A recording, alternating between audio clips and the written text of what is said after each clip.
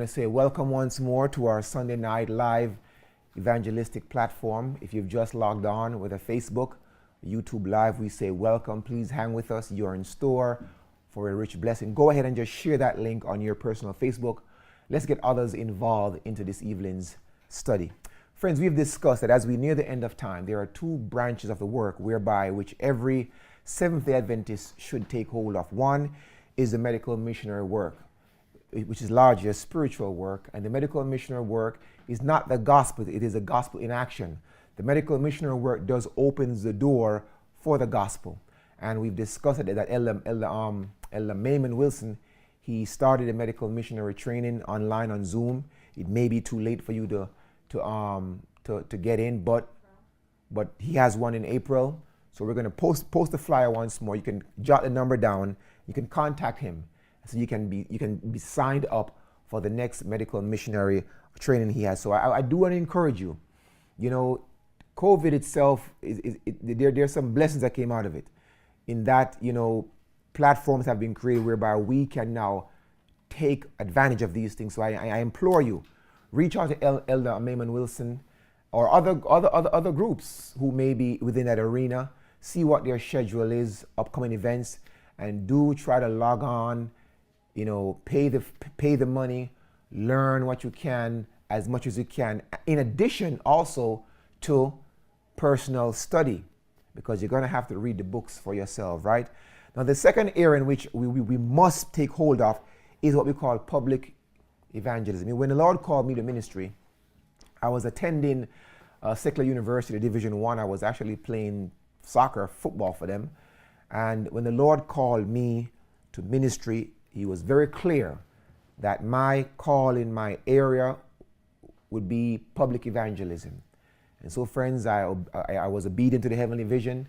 Like the Apostle Paul, I left FIU, went to Oakwood, and did my theological studies. But when I left Oakwood, the Adventist church is a unique and a strange church. You know, we believe in all the 5 gifts that God has given the church: pastors, teachers, apostles, prophets, and so forth. But when it comes on to the evangelist, they don't hire evangelists as how they hire pastors. As a matter of fact, you'll find that a conference that has 30,000 people, constituency, will have one evangelist, and that evangelist is usually in his 50s, 55. They don't hire young evangelists. That conference may hire 15 pastors for the year or 10 for the year, and they will never hire a evangelist. And as a result, now they expect that every pastor should do evangelism. It is true, but not all pastors are evangelists. It is a separate gift that God has given to the church. We don't even ordain evangelists. We ordain pastors, which I think is a very backward system, if you ask me. All the gifts that God has given are important. Teachers get commissioned after 10 years, but if you are an evangelist, there is actually no place or space for you within the church in terms of employment. You have to kind of make your own redemption, hone your skills, and ask the good Lord to open doors for you whereby you can go and minister, and you may never get ordained. And so it's very, very sad. And I think the frown of God is upon that, because all these gifts are important, but the evangelist, he gets no retirement pension. He doesn't even get paid from the tithe. You know, he just have to just basically, in a nutshell, fend for himself. But I want to say this to somebody out there. If God has called you to be an evangelist, you don't deny your calling. Don't let, because of employment, you become diverted to something else. You stay in your lane. If God has called you, he will provide for you. He will open doors for you. He will sharpen your skills, and he will bring you before kings. He will bring you before presidents. You just trust me, because God is a good God. And so I'm an evangelist. What I do, I believe in evangelism with all my heart and soul and mind. Even though I worked as a pastor and I'm doing some pastoral work, but my heart, rather, I'm an evangelist doing pastoral work. But God is good. But friends, and so this platform is just to share over the years things that I have learned. And prior to COVID, I was doing 3 to 4 campaigns per year in addition to holding a church. And we were talking about 4-week campaigns, 6-week campaigns, international. And God has always blessed my efforts, and many souls have been won to the Remnant Church local and also international. So friends, we want to encourage you guys to take the work of evangelism seriously. We're told every church should be a training school for Christian workers, whereby the members should be taught how to give Bible readings, how to teach the Sabbath school. This is Ministry of Healing, page 149. So this platform right here is designed to give some guidance. I don't know everything, and this is not the final analysis. There are many out there you can learn from, and I just consider myself just a little pebble, a ripple in the lake that God will bless, and that ripple will go far and far and far. We believe, friends, that today in evangelism, it's one evangelist preach on Zoom or in the church. Everybody comes and sit and listen. But a time is coming where the greatest evangelistic effort of all times will be conducted in the near future. And guess what? Every faithful member of the Seventh-day Adventist Church who embraces the early rain and receives the latter rain will take part in this global initiative. And guess what? I'm going to tell you something. When this takes place, you won't need PowerPoint, you won't need lights, you won't need cameras. It's going to be backed and powered by the Holy Ghost. All you will need is to have studied this message, and things are going to be, he's going to use you. So we want to get involved. We want to be taught. We want to know what is coming and how we can prepare for the loud cry. And friends, I'm telling you, I want my kids, if they are young, to be a part of this. And so as they sit and they listen, and my wife, I'm not just preaching to you.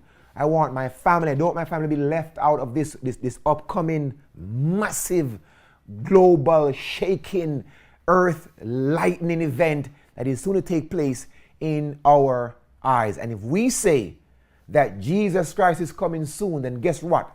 The loud cry must come sooner, because it's the loud cry that actually ushers in the second coming of Jesus. And so, friends, we're going to dive now right now into another concept of the present truth. Tonight, we're going to focus on a study entitled The Concentric Circle. Our thematic text for this series has been 2 Peter 1:12, where we are told that we should be established in the present truth. Present truth does not make a fanatic out of you. Present truth is Seventh-day Adventist, the Adventist message, right?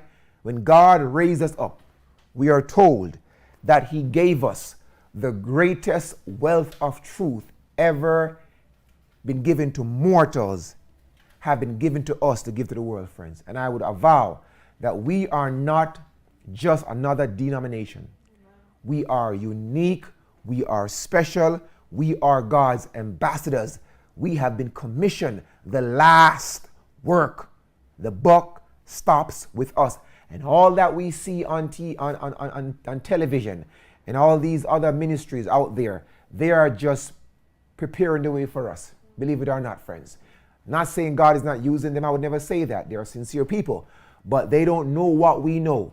And I thank God for them, because in essence, they're kind of making our work easier, because they've gone to pave a way. So when we come now, it will be a lot easier.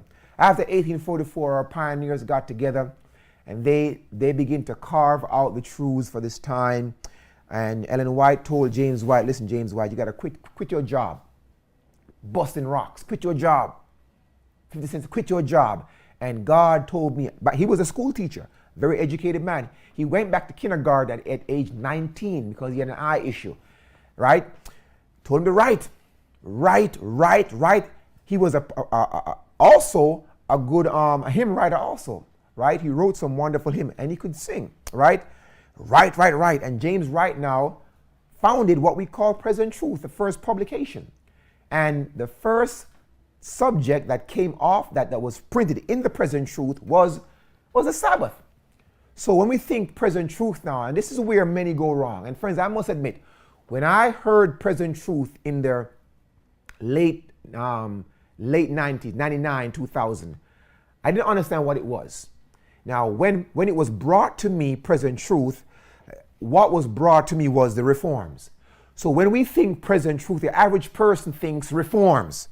such as health reform, getting on a plant-based diet, such as dress reform, dressing more wholesome, education reform, and recreation reform, etc. When we think present truth, the average person just focus on these. Now, these things are the outgrowth of present truth, but they are not present truth themselves.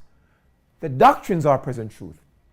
But we don't emphasize the doctrine, we just emphasize the reforms. And sometimes the problem we have now that many, and listen, I'm not here to beat upon them. You know, Christmas time, we don't have a Christmas tree, but when we were growing up, Christmas we would tie the ornaments on. Isn't that right? But I've learned when you tie something on, it has a proclivity to fall off. And so when I was introduced to present truth now, we were trying to tie reforms on people, tie health reform and so forth. But these were never an outgrowth. So when we thought of present truth, we just thought reforms. And even today, the average person, when they ask, are you present truth? They look at your skirt. They look at what you eat. You know, they look at your mindset, where you go. And it is true, the reforms are important, but these are just an outgrowth of a relationship with Jesus Christ or embracing his truths. Now, we're not saved by reforms, by no means. But we are told works do testify that the faith is genuine. So when we think of present truth, what we're thinking is, what we should really intimate are the doctrines. Friends, all of these doctrines right here, these are present truth. They are relevant for this time. That one of them are out of date. This is the message for the time. And our pioneers, they carved out all of these doctrines. And during the loud cry, these are the doctrines that will be emphasized and highlighted. This is what we call present truth. And there's a lot more, right? There's a lot more that we can talk on, but this is present truth, right? This is what we call present truth. Now, not so much the reforms. The reforms are just an outgrowth. In other words, the Sabbath is present truth, right? But how to keep the Sabbath is a reform. You see that? It's an outgrowth of the doctrines. And as you study these doctrines, each one of them are calling for a revival, a reformation. So don't get them twisted.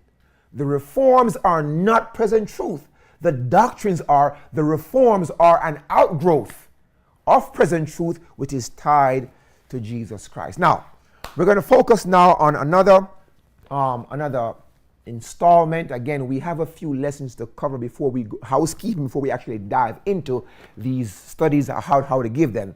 We want to focus tonight now on the concentric circle. Now, number one in your handout says now, when our pioneers began to share and distribute present truth, which is our doctrines, what method did they follow? And I want you to follow me now. They follow, believe it or not, what was called now the concentric circle method.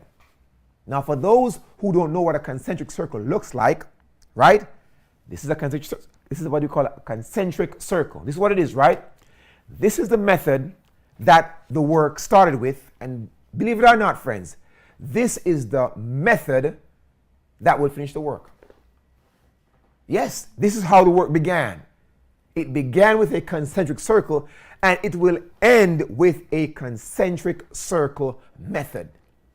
And if you're going to teach present truth, you must follow the concentric circle method. If you do not, it is what we call, Ellen White calls it, labor loss. Now, number two now, who was the first to invent this method? Did James White just come up with it? No. Believe it or not, it's biblical. Now let's look at these texts. Let's go to the book of Luke. Luke 24. Let's open our Bibles to Luke. Luke 24 now, Matthew, Mark, Luke. Who was the first to invent this method of concentric circle? Luke 24, Jesus is about to leave. And he's giving his disciples instructions as to how to share the present truth in his day, which was Jesus Christ is the Messiah. That was one. And Jerusalem will be destroyed soon. That was two. Look at the method now. And said unto them, thus it is written, and thus it behooves Christ to suffer and to rise from the dead the third day, and that repentance and remission of sins should be preached. That was the present truth in Christ's day. In his name, present truth, Jesus Christ, among all nations, beginning where? At Jerusalem. One more example of this is concentric circle evangelism. It's right in the text. One more principle, Matthew chapter 10. Now let's go to Matthew 10. It's amazing. As he began his ministry, he began with the concentric circle. And as he ends his ministry, he still reaffirms and endorses that method. And this was the method that our pioneers followed. Believe it or not, you and I are just a recipient of the concentric circle mode of preaching present truth. Now, Matthew 10, look at verse 5 and 6 now. Jesus says now, he's beginning his ministry. This is about 27 AD. He was baptized. He called the 12 now. Matthew 10, 5 says now, are we there, Lizzie? Verse 5 says now, these 12 Jesus sent forth. And what? Command. This is a direct order from the chief. What's another name for the president's position? Commander-in-chief. He commanded them to do what? Saying, go not in the way of the Gentiles. Why? Didn't he come to save them? And into any city of the Samaritans enter he not. So don't go to the Gentiles, Peter. Pass them by. Don't go to the Samaritans. Pass them by. Why? But rather go to where? To the lost sheep of the house of what? Israel. Now, were the disciples by ethnicity Gentiles? No. Were they Samaritans? No. They were what? They were Israelites. Here we see this is the principle of the concentric circle of evangelism. It was established by Jesus Christ himself. And guess what? We can improve on Jesus Christ. He is the greatest evangelist of all times. He is the master soul winner. And I'm telling you something. If you want to be successful in evangelism, present truth, preaching it, you've got to stick close to the rock, Jesus Christ. So it was invented by Jesus Christ himself. As he began his ministry, he used it. He taught it. And as he was leaving to go to heaven for the last time, he reaffirmed it again. Now, by definition, what is the concentric circle of evangelism? Now, please read now. The concentric circle, in your hand it says now, please read now. The concentric circle of evangelism is a principle established by Christ. There it is, established by Christ. And do what? And laid down in the Gospels and the book of Acts. All right, so you're going to find it in the Gospels and also in the book of Acts. Please read now. It is a principle whereby? It is a principle whereby the believer shares the gospel and the love of Christ with people who occupy varying circles of acquaintance. All right, so in other words, each one of these circles is an acquaintance. Each circle is an acquaintance. You got to get that, brothers and sisters. Now, watch this thing now, right? Let me go back. Let me go forward now, right? From the inner or self to the circle of family, to the outermost circle where person X resides. All right. Keep on reading now. These concentric circles are organized with the person self being in the center. Friends, you got to get that, friends. You got to get that. Self is in the center. That's you. That's where it starts. You don't start here. You're missing the mark. Self is the center. That is germane, brothers and sisters. Watch it now. Please read now.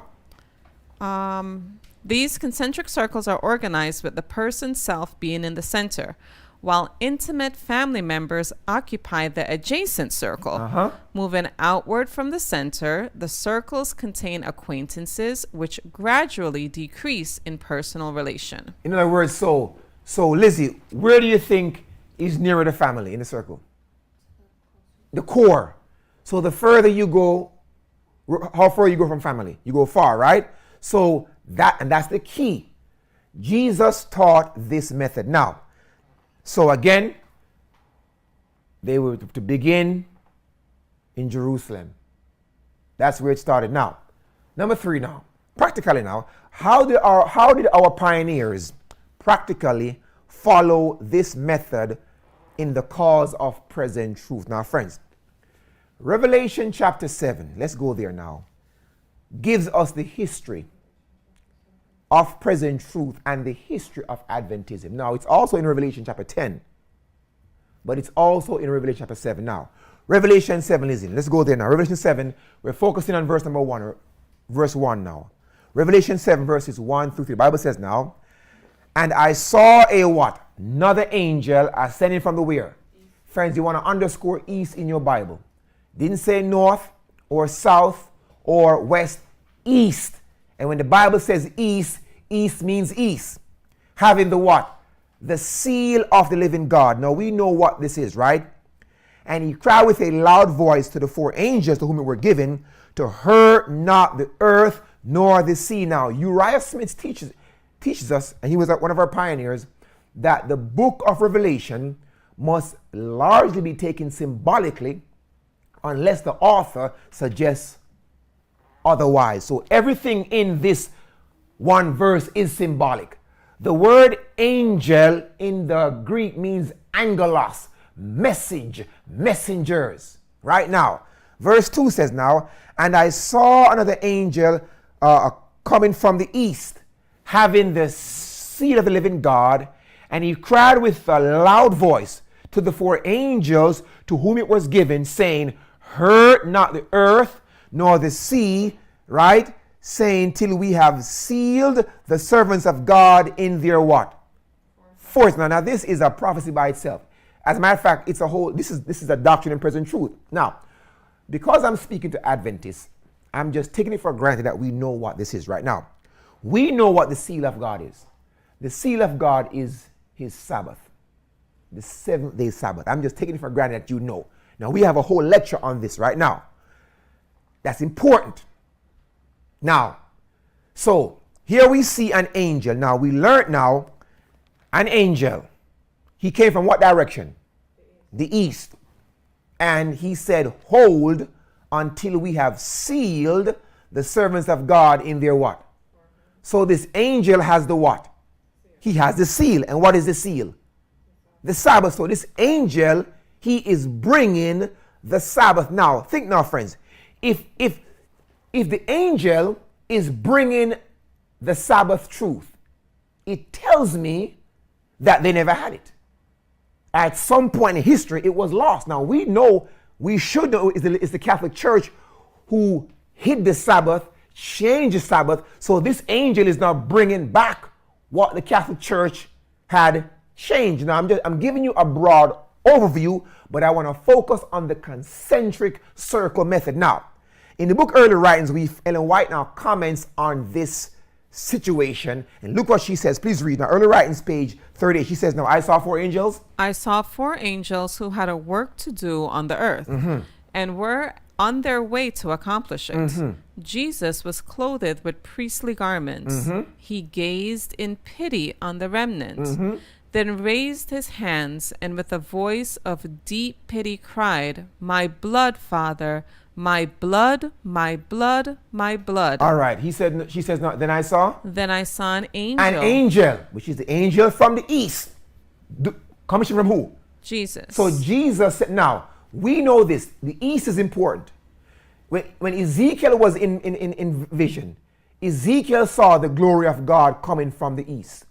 We are told in great controversy that when Jesus comes the second time, the direction in which he comes from, he's coming from the east. Brothers and sisters, the wise man came from the east. So the direction from which the angel comes from tells you he's all about business. That's the first application. Please read now. Then I saw an angel with a commission from Jesus swiftly flying to the four angels who had a work to do on the earth and waving something up and down in his hand. So he had something in his hand. What did he have in his hand? Please read, right? And crying with a loud voice, hold, hold, hold, hold, until the servants of God are sealed in their foreheads. They are keeping the armies of Satan at bay till the sealing of God's people shall be accomplished. All right, now, friends, did you know if I was looking for a church, I would look for this church? Now, the angel came from the east. We learned the east, right? Did you know that Seventh-day Adventism began in the East? Now, here it is. This is the Northeast. Friends, that was where the Sabbath truth broke from. I want you to follow me, friends. This is where Adventism began, in the Northeast. What are the Northeast states now? We should know them. We're talking about what? Maine, New Hampshire, Massachusetts, Connecticut. This is where Adventism began. Right? Now we know Rachel Oakes was the one whom God used to bring the Sabbath to Farnsworth, and it spread. Now, when Adventism began, it began in the where? In the East, Northeast. So the Sabbath truth broke from where? The East. Now, the concentric circle of evangelism was employed in the East. In other words, it began there and did what? It widened and widened and widened and widened and widened and widened and widened. The area of concentration was right here, and it spread. Now, Ellen White was given a vision. This is when they just started the work. When she came out of vision, the Lord told her husband to write. Now, it's amazing. Even in the vision she saw, you can still see the concentric principle outlined. Now, stand up, please read now. Look for it now. This is from Christian Experience and Teachings of Ellen G. White. Look what she says now. Again, we're looking for the concentric circle. We know they're in the East, the Northeast. Now, look what she says now, right? After coming out of vision. I said to my husband, I have a message for you. You must begin to print a little paper and send it out to the people. Okay, where? If you're going to follow the concentric circle, where must they begin? Exactly, in the hub of the circle, right? Please read now. Let it be small at first, but as the people read, they will send you means with which to print. And it will be a success from the first. From this small beginning, it was shown to me to be like streams of light that went clear around the world. Woo! Friend, did you see that? Did you see that? I see it. Did you see the concentric circle of how present began? Yes. Friend, listen. James White could not start in California. No. And the problem we're having is you live in the East and you want to start in California. You missed that. See, he couldn't start in, where is this? Texas, or the Midwest, or the East North. What is it? East? Northwest. Lord have mercy. The area of concentration was in the East, and then now, as the circle widens, it would eventually belt the entire 50 states. Our pioneers followed the message. She says, there it is in vision. She says, it will be like streams of light going around the entire world. Friends, as you and I begin to teach present truth, we must, I appeal to you, we must stick close to the concentric circle method of evangelism. Now, the East. And what happened now, again, it spread. Now, remember what the Bible says in Ecclesiastes 9 verse 5, 9 verse 10? The text says, now tell me now if you see the concentric method in this text. This is the wise man preaching now. Ecclesiastes 9:10 now. Whatsoever thy hands find to do, do what? Do with all thy, for there is no what? Work, nor device, nor what? Nor what? Wisdom in the grave with it or what? Now, do you see it in this text? It's there. It says, whatsoever thy hands find to what? Now, does your arm have unlimited reach? No. It has a cutoff point. Yeah. So what Solomon is saying, the work that is closest to you, you're going to do. In other words, I cannot focus on a work where my hand cannot reach. You missed that. Sounding Pentecostal, Lord have mercy. I'm getting excited. Friends, you cannot focus on a work where your hand can't reach. That's realistically. Unrealistically. Listen, their hands could not reach California. Where could their hands reach, Lizzie? Northeast, such as what? Maine. So listen. So the area of concentration of the pioneers now was what? Maine, Vermont, New York. That's the concentric circle. But by and by, it would widen. You see, friends. Now, believe it or not, remember I told you that when the loud cry is given, the loud cry, the gospel began with a concentric circle. It's going to end with a concentric circle. We're told now in the book, early writing, this is the loud cry. Look what she says now. Now, please read now. The message of the fall of Babylon? The message of the fall of Babylon, as given by the second angel, is repeated with the additional mention of the corruptions which have been entering the churches since 1844. The work of this angel comes in at the right time to join in the last great work of the third angel's message, as it swells to a loud cry. Ooh. There's a lot in there. That's saying a lot. Friends, Break that down. it swells. I want you to focus now on the latter part. It swells into the loud cry. Just like how the circle does what? Swells. Let me get my circle. This is the circle. Right? The circle swells. You see, the loud cry swells. So you're thinking something that started what? Small, but it widens. It widens just like a concentric circle. It starts small, but it widens and widens and widens and widens and widens. That's how the work will end. It began this way. It will end this way. Now, watch this thing now, friend. Let me give you some more. Now, where did the disciples begin preaching the present truth for their day? Jesus told them to do what? Begin at what? They were to begin at Jerusalem. Not Samaria, not wherever. They were to begin at Jerusalem. Now, friends, honestly speaking, you and I have not been following God's method. You know what Spurgeon said? Spurgeon said this. This is so profound. He said, distance lends no enchantment to Christian service. The man who will not witness for Christ at home will never witness for him in China. In other words, we seem to think if we go to Africa, we get some ambience. We come back now enlightened with this Holy Ghost ambience. No! Distance does not lend no enchantment. Friends, if we will never serve God at home, guess what?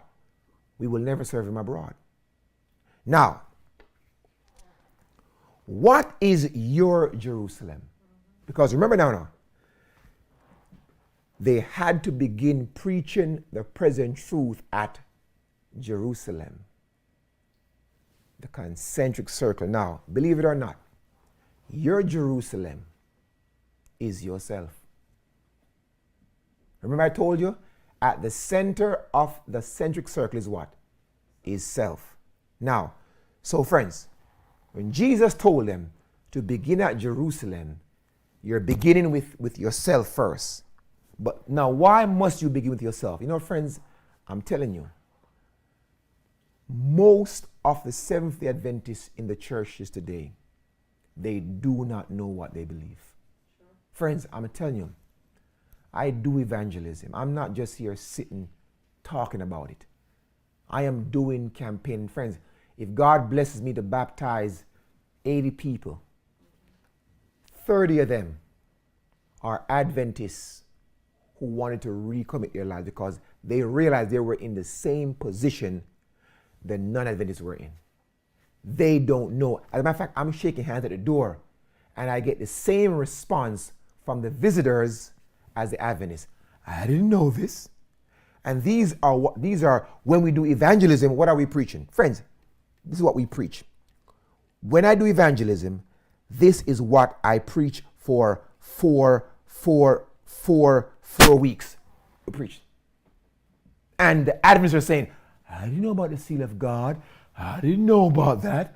I didn't know. Friends, because you know what? Because we are not studying. And that is why it is imperative. Before you begin to share present truth, you must make sure you know present truth. Look what she says now. Please read now. And we've been using this quotation over and over again. I have been shown. Please read now. I have been shown that many who profess to have a knowledge of present truth As the Adventists do what? know not what they believe. There it is. Keep on reading. They what? They do not understand the evidences of their faith. They have no just appreciation of the work for the present time. All right. Look what she says. She says now, until when? Until thus tested, they know not their great ignorance. And there are many in the church who take it for granted There it is. Keep on that reading. they understand what they believe. But until controversy arises, they do not know their own weakness. Mercy. When separated from those of like faith and compelled to stand singly and alone to explain their belief, they will be surprised to see how confused are their ideas of what they had accepted as truth. So friends, that's why I'm telling you, it is very imperative as we go forward, and by the grace of God, only by his grace, friends, we are going to go through all of these lessons. 30 of them. This is present truth. And the reason why I'm doing this, remember when Jesus rose Sunday morning, Sanat? Where did he go? After he rose. Put you on the spot now. Where did he go? He went up to his father. Went to his father, right? He came back, right? How long did he spend on earth? 40 days he spent. Where was he? At the bowling alley? He was in Jerusalem doing what? Teaching who? He spent 40 days on earth. See? The concentric circle. He spent 40 days on earth teaching them. Remember, begin at Jerusalem, beginning with the disciples. And as the disciples received it now, what happened? They went out 10 days later, Pentecost. And how many souls? 3,000 souls. So Jesus spent 3.5 years with them. And he spent another 40 days polishing them up, getting them ready for them to go out. So friends, I'm telling you, it is imperative that we ourselves go through these doctrines with the intent that we know them. And by the grace of God now, as God opens the door, we are going to begin at Jerusalem. Now, remember, the circle widens. So once you begin at Jerusalem, now, am I saying you have to know all before you go out? No. But you should understand. Now, by the grace of God, we're going to cover them with the intent that you can take these doctrines and go teach them. That's the intent right now. So, the concentric circle is first yourself. You want to make sure you know what you believe, that you go through these lessons, that you mark your Bibles, you understand the concepts, you understand the objections that will reach you when you teach the Sabbath, or City of the Dead, Rich Man and Lazarus, Abraham's bosom, absent in body, present with the Lord. What meaneth these things? You have to understand these things. So now, as you're teaching it now, you're not caught off guard. Now, remember, if the circle is self, Lizzie, so once you finish with yourself, who's closer, who's next in line, do you think? Family now, again, if you are a parent, your next focal point should be your children. Friends, that is where the circle widens. But too many of us, look what we have done now. We have left the circle. We haven't even focused on self. We jump outside the circle. You live in Canada and you're concerned about what's happening in the US. Is you crazy? You live in Jamaica or Bahamas and you're trying to evangelize America. You don't need to evangelize America. You need to begin where you are. Begin with yourself. Let America deal with America. Are you with me? Now you can send your prayers, yes. Use your resources where you are. Because God has resources. But what has happened now, we've been hooked on YouTube and we've been hooked and hooked and hooked and hooked. And we've sent our resources elsewhere. Guess what? when we've neglected the work right at hand. So once you begin with you now, the next area, friends, I appeal to you is your children. That's why my children, they're going to go through this. Yes, they're going to sit right here under these lights and we're going to study this thing together because I want my kids to be saved. I want my kids, I want Nathan, who is, how old are you? Seven, right? If the Lord tarries not too long, I want Nathan to be a part of the loud cry. I want him to add his voice. And Ali and Lizzie too, and my wife, you're with me, friends. I want you to be a part of it, my friends. But you have to follow the concentric circle. And if you're honest, we have not been following it. Bible says we come past land and sea to make one proselyte. All of a sudden now, it's saving Africa. Save Africa, you need to save America if you're living in America. And wherever you are, begin where you are. So once you've left yourself, you stay in your household. Now, please read now. Look what Mrs. White says. A rebuke to parents. There are fathers and mothers who long to labor in some foreign mission field. There it is. So they've jumped the second circle now. They want to go to Africa because Africans need saving and they're more, I guess, quote unquote, more heathenish than everybody else. They want to go to Haiti and all of this. No. And Asia and China. Look what she says now. Please, and the what? There are many who are active in Christian work outside the home. All right. While their own children are strangers to the Savior and his love. Their own kids don't know what present truth is. Please read now. The work of winning their children for Christ, many parents trust to the minister or the Sabbath school teacher. Mm-hmm. But in doing this, they are neglecting their own God-given responsibility. We hope the preacher will preach on Sabbath. And friends, there is a famine in the land. And if you're waiting for the preacher to teach your children, hey, boy, you wait till the cows come home. And where I'm from, the cows never come home. You got to go get the cows. She says now there are what? There are? The education and training of their children to be Christians is the highest service that parents can render to God. There it is, the highest. Amen. It's not getting these plethora degrees. Amen. The highest work you can do. So once you begin with self, once you've got a firm grasp of present truth now, your next mission field, if you're going to follow the concept, begin in Jerusalem now, is where is your children, your nucleus. Please read now. It is a work that demands patient labor. There it is. A lifelong, diligent, and persevering effort. By a neglect of this trust, we prove ourselves unfaithful stewards. And he's going to ask you, where's the flock I gave you, friends? Friends, you see how it's important, this circle of evangelism, method of evangelism, the concentric circle. Now, and as a result now, what have we been focusing on? Houses and cars, and we neglect our kids. Now, so listen now. Once you finish with yourself, Ali, yourself, and your children, who do you think should be in that, the next in the circle? Nathan, who? Ali, who? Okay. Getting warmer. No. Families, getting a star. I think you saw my notes, right? The next person that you should target, if you're going to follow Christ's method, begin at Jerusalem.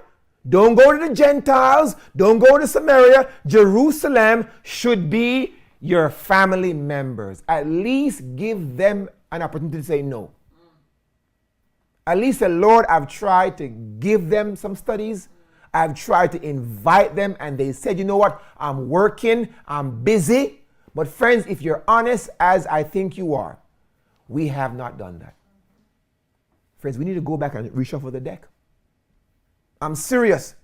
You need to call your aunt, your nephew, your nieces, that brother who all he wants is the money. You know that brother. You know what I'm talking about. Every time he calls, it's a money call. Your sister, grandchildren, mother, father. These are the people you should next target with present truth. Not Africa. Not Asia. This is the concentric circle beginning at, and all of us are guilty. If you're honest as I think you are. We've bypassed Algebra 101 and gone to Trigonometry 402. We've not, and that's why, friends, God can't bless. God is a God of order. Now, once you've given them an opportunity to say no, or they may say yes, guess what happened now? Once you've worked this circle, and thank God, friends, there's Zoom, there's Facebook, there's so many platforms that we can use. At least give them the opportunity to say no. Pray they say yes. Now, who do you think now, Ali, is going to be the next? After you've left self, Nathan, you left your children, you've left your family, now who next? Friends, or we call them your neighbors. You see, friends, your neighbors. The man next door, there it is right there, the guy who says hi every morning is Bob. That's Bob is next on the agenda. And even that neighbor who just gets on your last nerve. Because guess what? If we don't begin with them, you know who will? The Jehovah's Witness and the Mormons will. They're out 2 by 2. Yes, diligent. So friends, now, once you've worked on yourself, your children, your family members, right? Write their name down. Say, listen, man, you know, I've gotten these Bible studies. I would love to, if you'd be interested in them. They may say I'm busy, or they may say yes. You never know. And all you want is just one, brothers and sisters. You can't handle more than one yet. Are you with me? Once you've worked on your neighbors, then the next place is your place of employment. Now I know in the job there's restrictions, but where there is a will, there's a way. And if God is leading you, you can galvanize people, interests, who may want to come and study with you, friends. Friends, I'm telling you, this is the model that God laid down. Go not in the way of the Gentiles, but go to the lost sheep of the house of Israel. They were Israelites. They work with them first, and it widens now. Look what Mrs. White says now. If a man were what? Please read now. If a man were drowning, we would not stand by and see him perish because he was a lawyer, a merchant, or a judge. If we saw persons rushing over a precipice, we would not hesitate to urge them back. Whatever might be their position or calling, neither should we hesitate to warn men of the peril of the soul. There it is.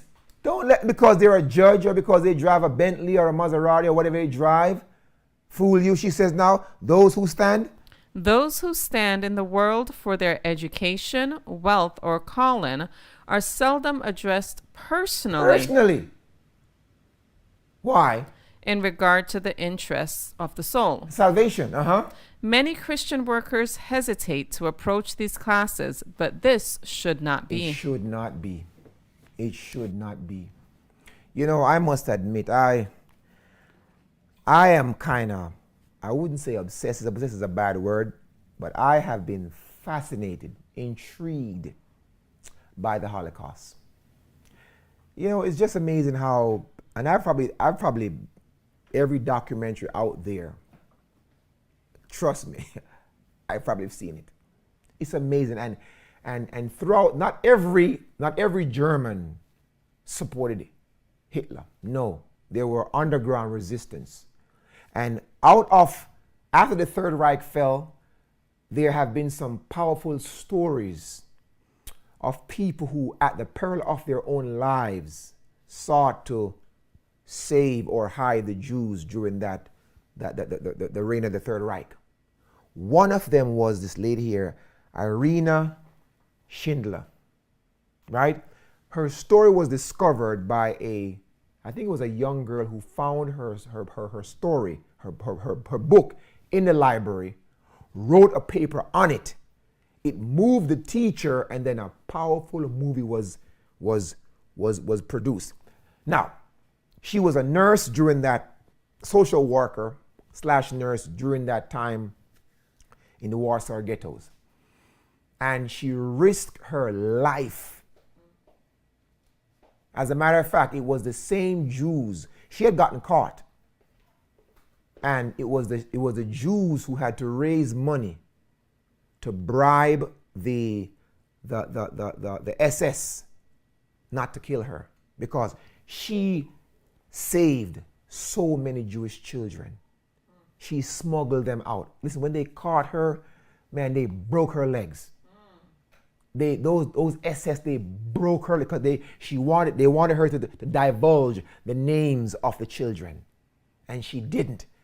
And a lot of her companions were shot, literally butchered, but she was, because the Jews, those who had money, who had left, they saw what she did and they sent money, they bribed the SS, and she was saved. Now, they asked her, why would you endanger your life to save these people? What propelled you? And let me tell you something.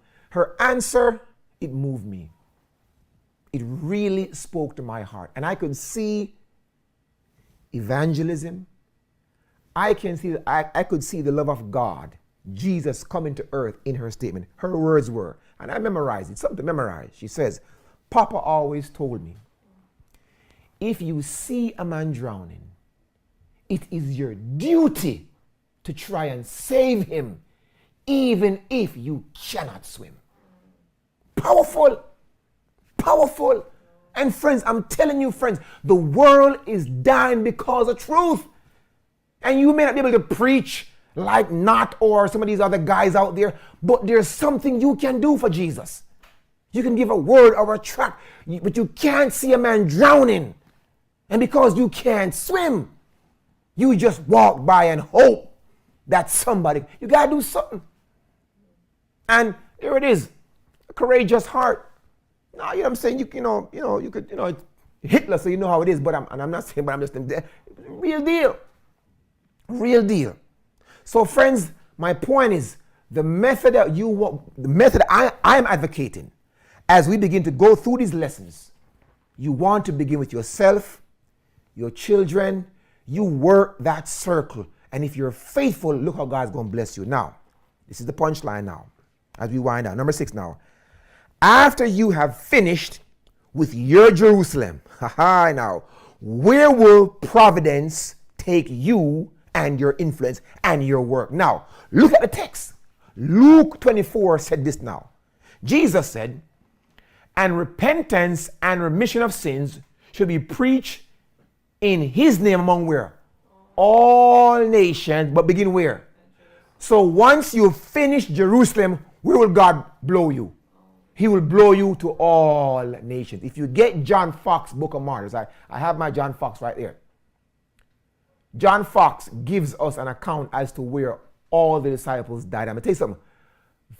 If not any of them died in Jerusalem, they died in some distant land, because once they got through with Jerusalem, providence blew them.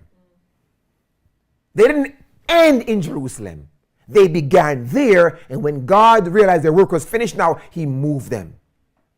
We are told, this is such a powerful object lesson.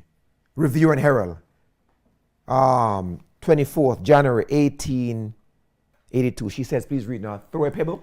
Throw a pebble into the lake, and a wave is formed, and another, and another. And as they increase, the circle widens until they reach the very shore. Thus, our influence, though apparently insignificant, may continue to extend far beyond our knowledge or control. Wow, friends. You see, you never know where your influence will take you or where providence will blow you. But again, you have to follow the concentric circle mode of giving Bible study, giving the present truth. Now, I'm going to give you just a brief history of some of the most powerfulest, that's not even a word, most powerful, faithful soul winners of all time. And you know where they began? They began at Jerusalem, but trust me, God blew them. One of the men that I just love to watch his little movie and documentary, William Carey. William Carey began in Jerusalem. You know where he was in Jerusalem? England. Right? He was a school teacher, but he was also a shoe cobbler. And he would preach in his area. He was faithful, but look what God did now. Because he followed The concentric circle. You know where his circle widened and brought him? All the way to India. Wow. But he didn't begin in India. Matter of fact, he never even dreamed of going to India. He just had a burden for his countrymen. He began right in England. And guess what now? His circle widened and widened and widened and widened. One more, another countryman, John Wesley, Bristol. He began in England. He was faithful. Throw a pebble, it widens and widens. Do you know where his influence brought him? All the way to America. Preaches to the Indians on several occasions. Georgia, right? John Wesley. There he is, preaching to the Indians, the Native Americans. We call them Indians, right? I'm a Jamaican. Native Americans, right? That's a more proper terminology, right? But he didn't start here. And too many of us, this is where we go wrong. You see, we live in our own country, and we're trying to focus on somebody else's country. No! Focus, begin where you are, right? Let's bring it home now. John Andrews. Of course, we have a school named after him. He began in the Northeast, the Andrews family, the concentric circle. Do you know where he went? He was the first missionary. And if somebody can tell me where he went, the 2 countries he went, I'll give you a book. I'll give you a John Fox's Book of Martyrs, but you have 10 seconds to put it in the chat group. Both countries where he went. 10 seconds. Put it in the chat group right now on Facebook. Tell me, and don't lie now. Don't look it up now. Tell me where he went. I'll get you a John Fox Book of Martyrs complimentary of Sister Knott. Right? I'll use her debit card to buy it, right? Tell me where he went now. We know where he began. Jamaica and Australia? Nope. Say not Jamaica and Australia. Say that. I'm not telling you. I just said nope. Right? 2 countries he went to. He was the first in our denomination to go there. Right? Because he followed. Time's up. Australia and England. First missionary. 1 out of 2. That's 50%. You fail, right? All right. Right? So there it is. But John Andrews and his daughter went with him, right? John, he never dreamed of going to Australia. But why? He was so faithful in where? In Maine. Working, and God now, it widens. The present truth took him. Friend, present truth will take you all over the place. But you got to begin at Jerusalem. Let me give you one more now. Edson White. You know him. I'm going to tell you something. This is Black History Month. And if there's any group of people on the top side of the earth who should appreciate Edson White, I believe, this is just me, I believe every regional conference office should have a picture of Edson White in the office. Edson White began in Maine, Ellen White's son. But you know where his influence led him? Down south. The boat he bought was the Morning Star. On the Morning Star, he traversed the river. Sometimes he had to, one time he advertised the present truth. He said that the colored folks must hear the third angel's message. He went down to the south. And as he began to preach now, the whites came to hear.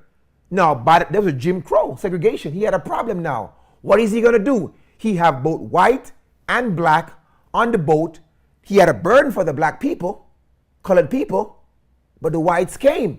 And the sheriff said, listen, you can't have this. Send the blacks home. He said, no. What are we going to do? You know what he did? He got a sheet and ran that sheet down the middle of the aisle. And he had the blacks on one side and the whites on one side. And he taught them present truth, the Sabbath, City of the Dead, and health. It was through Edson White that colored folks, Negroes in the South. But you don't hear that today. When we talk about Black History Month, do you know who Evans talk about? Michael Jordan, Magic Johnson. What have they done for the cause of truth? Nothing. Edson White. But again, he began and it widens, widens, right? And Ellen White saw it in vision. You write the paper, the picture, not the best picture, but you see it, it will belt the entire group. So friends, what am I saying? As you and I begin to go through these lessons, they are not designed for you to go and start somewhere way down yonder. Start with yourself. Make sure your children, even if your children can't have the text, but they should have the concepts of the Sabbath, death, health. They should understand the concepts of present truth. Now, if they're teenagers, they should know text. But my point is, you do not want to be like the shoemaker who made shoe for everybody else and his own kids went barefooted. You don't want to be like the baker who baked bread for everybody else and his house was breadless. And too many of us, we are guilty of this. As I close, I want to leave with you a quote from my, gotta have some Spurgeon, boy. Spurgeon said this now, so profound, so relevant to the concentric circle mode of evangelism. Spurgeon said this now, many a man would have been called to wider fields of labor if he had not been discontented or slothful in his narrow sphere. There it is. The Lord watches how we do little things. And if great care be taken in them, he will give us greater things to do. He will widen our circle. Elisha poured water upon the hands of Elijah. Then the Lord said unto Elijah's mantle shall fall upon the faithful servant, and he shall do even greater miracles. Friends, the reason why God hasn't, you've been praying the prayer Jabez, Lord, expand my territory. How can he when you have neglected the inner circle? Begin right where you are with what you have. And if you're faithful, if you can handle one, he will give you 2 or 3. He will never give you 3 or 4 or 5 or 10 if you can't handle one. Begin with one. Begin right where you are, in your home, with your children, your parents, your mother, your brother. Begin with them and watch how God will move you as he moved William Carey and all the other pioneers. One of the challenges I have as an evangelist, because we're not affirmed. I don't think I'll ever get ordained, which doesn't matter to me. Since I have no retirement laid up for me. I got to save mine. I have no 401k and neither will I get one. The church will never hire me as an evangelist because the church don't hire evangelists. And as evangelists, sometimes we get discouraged. I'll be honest with you. And sometimes, and there was a time in my life, I had hit a low point, very low point. You want to do evangelism, nobody will hire you, and you know how it is. You can't go and do, they have to invite you because you want to work at the church.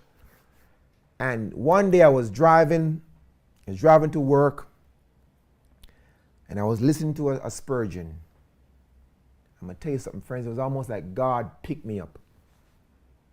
And it was so encouraging. I memorized it, and I'm going to encourage you with it. Because there's somebody right now, you want to do God's work, and the door hasn't been opened. You see other people who are prospering. They're getting the calls, they're getting the crusades and all that stuff, and you're not getting any call. It's COVID now anyways, we're not going anywhere. And you're discouraged. You're downcast. Let this cheer you up. Remember, said Spurgeon, remember, circles are prized not in proportion to their size, but in proportion to their roundness. That's deep. And so we shall be honored and rewarded by grace, not according to the largeness of our sphere, but based on the exactness of it. If I ask you to draw a circle for me, and I'm a teacher, and you draw this, and Lizzie draw this big circle, and Nathan came and he draw this circle, which would you give the reward to? Nathan. Why Nathan? But isn't this one large? Isn't he the big shot? Isn't he the big? Isn't he getting all the calls? Why? It's not based on the size, but it's based on the exactness of its circumference, brothers and sisters. What I say to you, I say to myself, begin at Jerusalem. Loving Father in heaven, O God, tonight, didn't our hearts burn within us? As, O God, we must confess that we have not began at Jerusalem. We begin with jobs and distant fields, and we have neglected our own souls, our own children, our own household. But yet we are obsessed in compassing land and sea to make one proselyte when we have not even begun at home. Help us, O Lord, to go back to the drawing board. And as we're faithful at home, I know you will widen our circle. You will widen our circle until it swells into the loud cry.